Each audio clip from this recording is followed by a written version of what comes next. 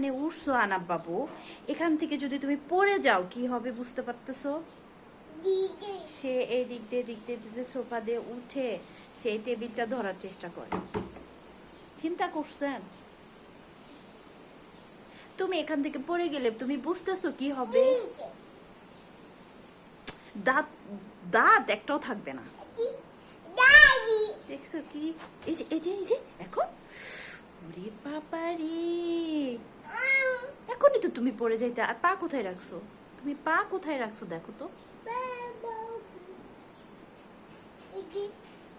এত দুষ্টামি করে, এত দুষ্টামি।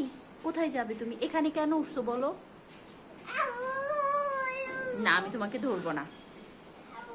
এখন কি করবে? এখন কি করবে? এখন কি বলো? মানে কি? এটার মানে কি? মানে কি?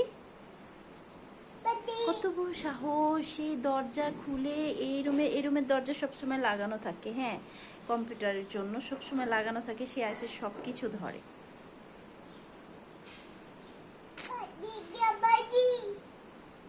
এত দুষ্ট কেন হইছো আনা বাবু? কিভাবে আমি সামলাবো তোমাকে?